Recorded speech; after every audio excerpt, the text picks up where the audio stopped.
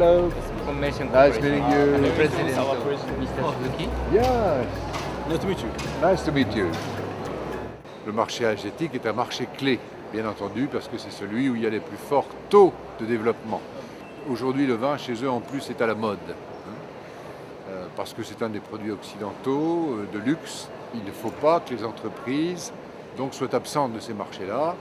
Soyons présents simplement en Asie. D'ailleurs, Vinexpo l'est, puisque l'année prochaine, à cette date-là, on sera à Hong Kong. So, make a good business. And thank you for Japan to be there. Thank you. Thank you. Si Bordeaux a une réputation dans le monde entier, c'est qu'il y a une volonté commerciale de les vendre en dehors de nos frontières.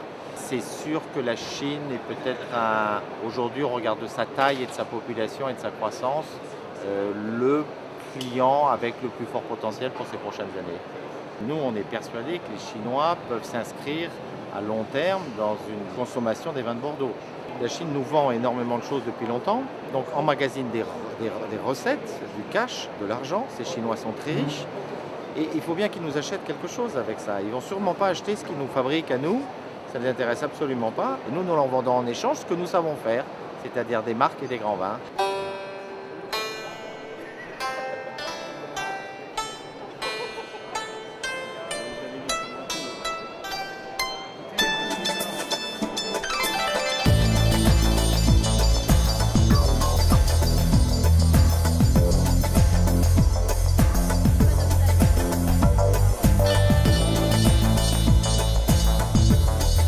À côté, nous avons un de nos partenaires japonais qui est là pour développer avec l'un de nos winemakers une nouvelle marque, un nouveau produit pour le Japon.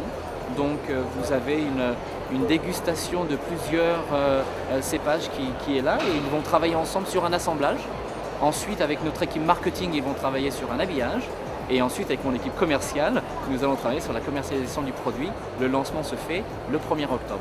Monsieur Castel est venu au premier Vinexpo Asie en 1998 à Hong Kong et il a vu qu'il y avait beaucoup de potentiel et immédiatement a décidé d'ouvrir un bureau au Japon. Donc, à l'époque, nous faisions peut-être 10 000 caisses. Aujourd'hui, nous commercialisons plus de 2 millions de caisses.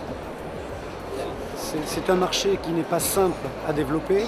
Pour Castel, ça a pris 10 ans par exemple pour la Chine, mais effectivement c'est un marché qui doit continuer dans le temps et la réalité d'aujourd'hui, l'objectif est de pouvoir capitaliser le plus longtemps possible sur ces marchés compte tenu du potentiel à développer encore aujourd'hui. Nous écoutons fortement les demandes de nos clients, donc il y a énormément d'échanges et qui nous permet d'ajuster, d'adapter certains de nos vins au goût des marchés. Avec le marché chinois et le sud-est de l'Asie, ils se sont mis à aimer le vin. Ce n'est plus le richissime chinois qui se met à boire un grand cru classé, c'est toute la population qui boit du vin maintenant. Donc on est encore loin de la saturation du marché, je vous le garantis.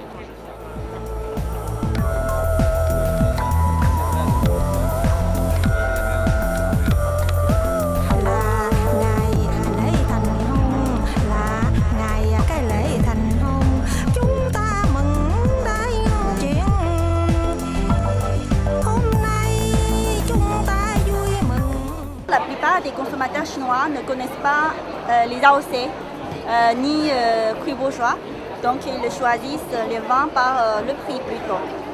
Donc c'est un marché jugé par le prix. Le marché chinois, c'est un marché, comment dire, en deux sens. C'est un marché explose, c'est un marché tout en développement, mais c'est aussi un marché pour les débutants. Donc ça veut dire que la plupart des consommateurs ne connaissent pas très bien les vins. Mais il veut déguster le vin, il s'intéresse beaucoup au vin. On doit faire plus de formation pour que les consommateurs puissent connaître, comprendre le produit. Comme ça, le marché chinois est le futur.